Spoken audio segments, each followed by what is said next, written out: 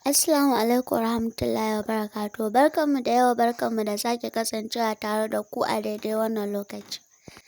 Ni ce taku Silent, da fatan kuna jin daɗin shirye-shiryenmu. Assalamu alaikum wa rahmatullahi ta'ala wa barakatuhu. Barkanmu da yau, barkanmu da sake saduwa tare da ku a daidai wannan lokaci. Ni ne dai naku kamar yadda kuka sani, wato ɗan mama.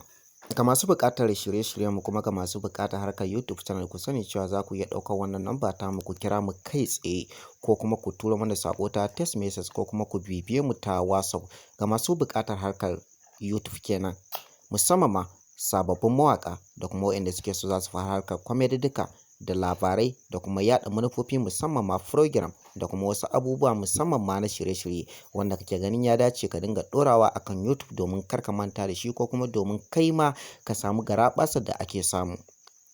A yanzu ba tare da ɓata lokaci ba, za mu dawo kan wannan babban jarumi, ko mu ce babban mawaƙi, wato Naziru, haɗe da shi da wannan babban mawaƙiya mai suna Fati Nijar, bugu da ƙari da wannan babban mawaƙi wato Nura M Inuwa. Akwai maganganu da suke ta yawo kan cewa tsakanin Nura M Inuwa da Naziru ba sa jituwa, ba sa ga maciji, wanda har wasu suke cewa Fati Nijar ita ma ta higo cikin sahunsu, inda har ake rububi ko ake ta cewa tsakanin Fati Nijar da Nura M Inuwa ko ta kyakkyawa alaƙa.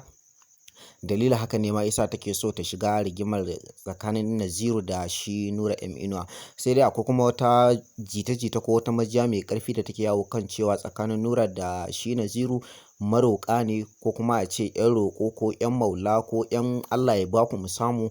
Ga sanan dai mutane da yawa suna ta faɗar hakan. Wasu kuma sukan ce ita kanta Fati Nijar tana goyon bayan Nura M Inuwa ne domin shi kansa yana yaga mata wani abu, domin a yanzu tauraruwa ta riga ta ji yadda da dai ta zo tana cin arziki tun daga ƙasar Nijar har zuwa Najeriya, kuma har yanzu tana ci gaba da cin arziki. Malama Suhailat, me zaki iya cewa akan hakan? Ito gaskiya mawaƙa ba maroƙa ba ne ba, kamar yadda mutane suke faɗa. Amma kuma kamar yadda wasu suke cewa tsakanin Nura M Inuwa da Naziru sarkin waƙa, akwai waƙoƙin da suke wanda ake cewa suna roƙo ko maula ko Allah ya baku mu samu, musamman ma kamar yadda mutane suke faɗa. Shin wannan magana gaskiya ne ko ba gaskiya ba ne? Saboda har yanzu wasu suna cikin kokonto, ko suna cikin tunani ko tararradi ko dai wani abu makamanci haka. Akwai waƙoƙin da Nura M Inuwa ya yi wanda kowa ya san da cewa ba ɓangaren shi ba ne, amma kuma kama yanzu ya zo ya ari ɓangaren, yana yi wato ɓangaren waƙoƙin sarauta kenan. Wato Nura M Inuwa a yanzu dai yana waƙoƙin sarauta, waɗanda kowa ya san da cewa Nura M Inuwa akan ɓangaren waƙoƙin soyayya aka san shi, yanzu kuma ya koma waƙoƙin sarauta, inda iya wasu sarakuna waƙoƙi